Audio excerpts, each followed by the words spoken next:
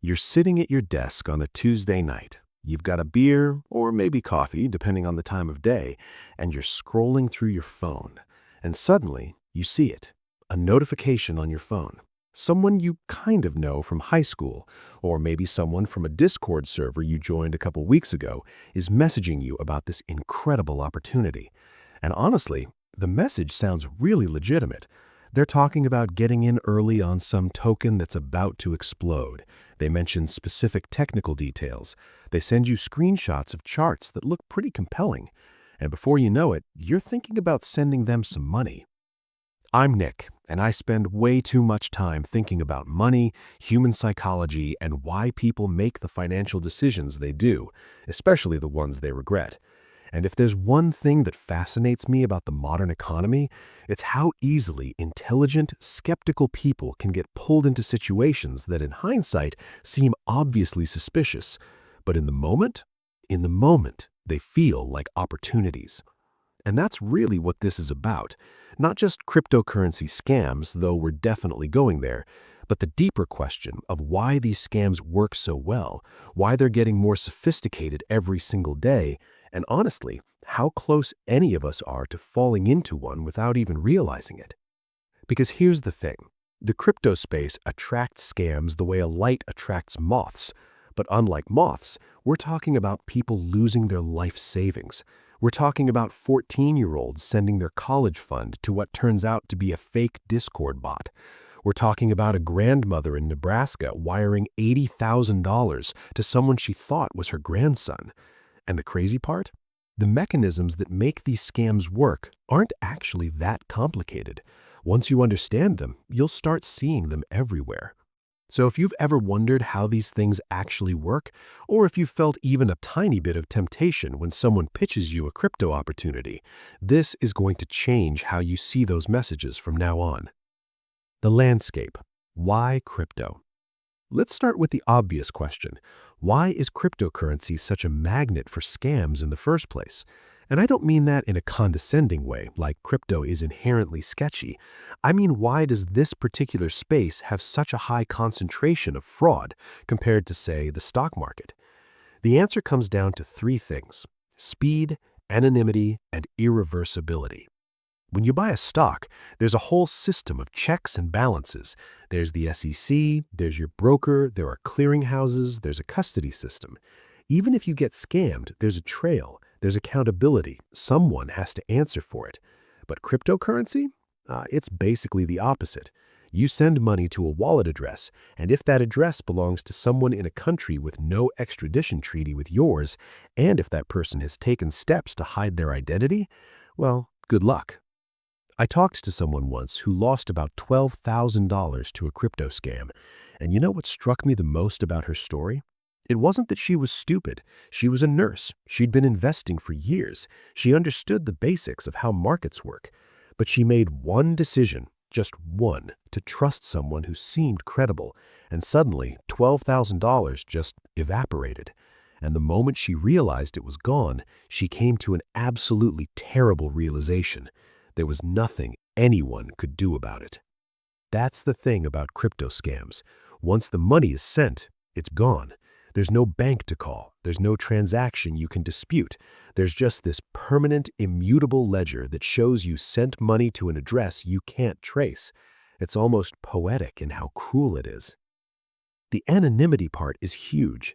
On the internet, you can be anyone. You can pretend to be a wealthy investor. You can create fake credentials. You can make a website that looks almost identical to a legitimate exchange. You can get on social media and build a following of thousands of people who believe you've cracked some secret code that big finance doesn't want you to know about. And here's what's wild. Sometimes you don't even need to lie that much. You just need to tell people what they want to hear. The promise: easy money in a system that feels rigged. This is where the psychology gets really interesting, because scammers don't just use deception, they use hope. And honestly, after what we've watched happen to wages over the last 2 decades, I kind of understand why people are so desperate for hope. The promise of a crypto scam usually sounds something like this: everyone else is getting rich. The big investors already made their money, But there's this new opportunity, this early stage token, and if you just get in now, you'll be part of the ground floor. You'll make 10x, 100x, maybe even 1,000x your money.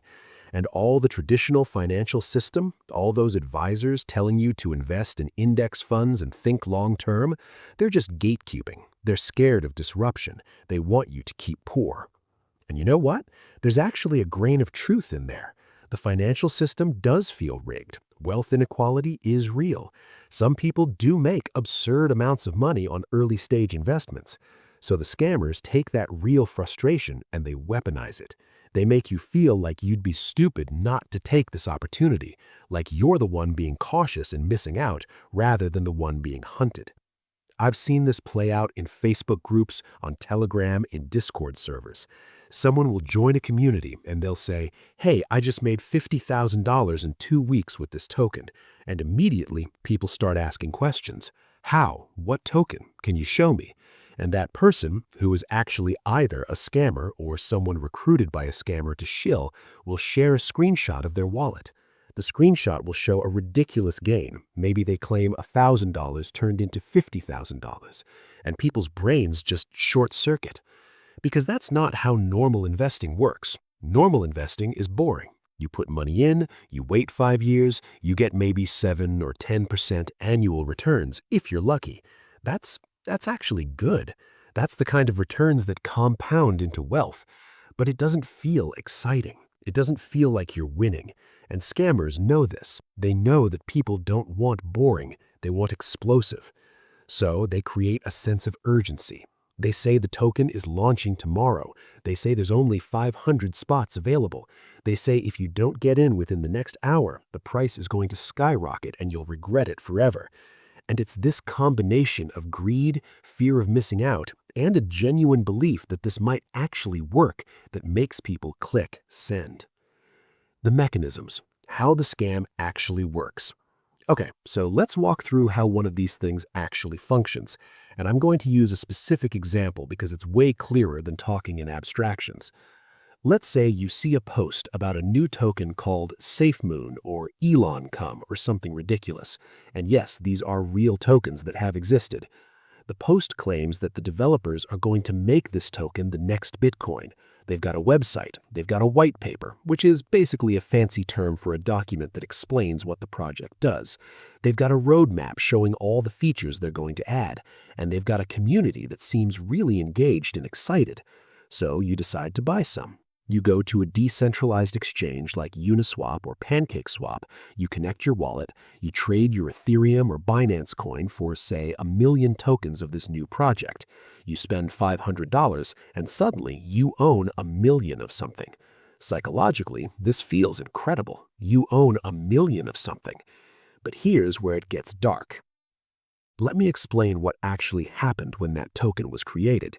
The developers, and I'm using that word generously because there's often nothing actually being developed, they created the token and kept a huge percentage of the total supply for themselves. We're talking like 50, 60, sometimes 70% of all the tokens that would ever exist. They did this through something called a mint function, which is basically a backdoor that lets them create new tokens whenever they want. And in a lot of these scams, they're the only ones with access to that backdoor. So now they own the majority of the token. They list it on an exchange. The community buys in, convinced that the project is going to be the next big thing. The price starts going up because there's actual buy pressure. It feels like the project is working. Early investors see gains. They post screenshots. More people pile in. The price goes up more. And then, usually within days or weeks, the developers sell. They dump their entire massive supply onto the market. Instantly, the price collapses. The liquidity, the money that's in that exchange to actually fund trades, it vanishes. And suddenly, all those people who bought in hoping to make money, they're left holding tokens worth essentially nothing. And because there's no liquidity, they can't even sell to get out. We're talking billions of dollars. In 2021 and 2022, scam tokens were pulling in multiple millions per day. The funny thing, and I mean funny in the darkest, most ironic way, is that a lot of these scams are actually totally transparent about what they're doing. They're literally called rug pulls or honeypots in the community, and people still fall for them. They still think they'll be the one who gets out in time. But the thing is, you can't get out in time if there's no one to sell to. Once that liquidity is gone, you're stuck. And unlike normal stock or even a real cryptocurrency, there's no regulatory body that's going to step in and reverse the transaction or prosecute the people who did this. The psychology. Why even smart people fall for this? I want to talk about this for a minute because I think it's the most important part, and it's also the most uncomfortable because it means accepting that you're not immune to this. None of us are. There's something called the Dunning-Kruger effect, and basically what it means is that the less you know about something, the more confident you feel that you understand it. You learn a little bit about cryptocurrency, you understand the basic idea of a blockchain, you've heard about Bitcoin making people rich, and suddenly you feel like you're qualified to evaluate whether a new token is legitimate or not. But you're not. You're actually much more vulnerable at that stage than someone who knows almost nothing. And then there's the sunk cost fallacy. You invest $500, then the price goes up to $800. You think, okay, this is working. I was right to trust this. And suddenly you're not thinking clearly anymore. You're emotionally invested. That $800 is your money, your gain, your success. So when someone points out that the charts look suspicious or that the developers just transferred a huge amount of tokens to a new wallet, you don't hear it the same way you would if you hadn't already made money. You rationalize it. You tell yourself that person is just jealous or doesn't understand the project or is a hater. I've also noticed something interesting about how scammers identify their targets. They look for people who are just smart enough to understand the basics of crypto, but not so knowledgeable that they'd spot all the red flags. They look for people who are confident with technology, but maybe not so experienced with financial fraud. And they absolutely look for people who have experienced some kind of financial frustration or missed opportunity in the past. This woman I read about, she'd invested in Apple stock years ago and made a good return. Not life-changing, but enough to make her feel like she was good at this. And when someone approached her about a crypto opportunity, she thought, well, I picked Apple correctly, I can probably spot good projects. But spotting a good tech company and spotting a financial scam are two completely different skills. She didn't have the latter, and it cost her $80,000. The other psychological element is community. A lot of these scam tokens create these incredible Discord communities. There's a founder or a team who seems super engaged. People are celebrating gains. There are memes. There's a sense of belonging. You're not just investing. You're part of something. You're part of the inner circle who understands the truth before the rest of the world catches on. That's powerful. That's really powerful. Because humans are tribal. We want to belong. And a lot of lonely, isolated people who feel disconnected from traditional finance, they find that sense of community in these Discord servers. And then someone pings them in the channel and says, hey, why haven't you told your parents about this opportunity yet? They could completely change their financial situation. And now you're not just risking your own money, you're the one who brought other people into it. You're the one who's going to have to explain to your parents why their $20,000 is gone. The variations. Not all scams look the same. Here's something important that catches a lot of people. Not all crypto scams are rug pulls where the devs just vanish. There are other models, and understanding the different models helps you spot them. There's the pump and dump, which is basically organized manipulation. A group of people quietly buys a lot of a token, then they start promoting it on social media and crypto communities, creating artificial hype. The price goes up, new people pile in thinking they're getting in early, and then the original group sells everything they own. The price crashes, people lose money. This is actually illegal in traditional stock markets. It's market manipulation. But in crypto, it happens constantly. Then there's the fake exchange. Someone creates a website that looks almost identical to Binance or Coinbase. They run ads on Google. You click the ad, you create an account, you send crypto to their address to deposit it and start trading. But there's no trading platform. You just sent your crypto to someone's personal wallet. It's gone. There's also the fake celebrity endorsement. A scammer will create a Twitter account that's slightly different from Elon Musk's. Maybe one of the letters is different. And they'll post about how much they love this new token. They'll use Photoshop to create fake news articles showing that the token is partnering with Tesla. And honestly, it's embarrassing how effective this is. Thousands of people see the fake account, think it's real, and buy the token. And then there's the most insidious one, the exit scam that takes time. The developers create a legitimate-seeming project. They actually deliver some features. The token genuinely goes up in price. They build real community. They make real announcements. And then, months or even a year in, they announce some major new development. They ask people to lock up their tokens in a smart contract to earn yield or to participate in the new phase of the project. And once the tokens are locked, suddenly the yield stops coming. The community vanishes. The website goes dark. And all those tokens people locked up, they're just gone. This one is the most cruel because you've been rewarded for your patience. You've been proven right for believing in the project. And then you get rug pulled anyway. Your brain takes longer to process it because you've had a longer streak of being correct. Okay, I want to talk about something that doesn't get enough attention when we discuss these scams. It's not just about the money that gets lost, though that's devastating enough. There's the psychological damage. When someone gets scammed, and I mean seriously scammed, not just losing a small amount of money, but losing a significant portion of their savings, it changes how they think. They feel stupid, even though they're not. They feel ashamed. They feel like they deserve it somehow, like they were greedy and that's why this happened to them. And a lot of people don't tell anyone. They carry it, and it eats at them. There's also the fact that a lot of victims of crypto scams are people who were already in a precarious financial situation. They weren't millionaires gambling with money they could afford to lose. They were single parents thinking about their kids' college fund. They were people who'd worked overtime for years to save $5,000 and were trying to make it grow. And that money is gone now, and it took them 5 years to accumulate it. There's the betrayal aspect, too. A lot of these scams prey on personal relationships. You get scammed by someone you trusted. Maybe it's someone from your crypto community. Maybe it's someone you met online who became a friend. That person knew the scam was a scam. They knew it was going to hurt you, and they did it anyway. And you have to live with the fact that someone you trusted was willing to hurt you for money.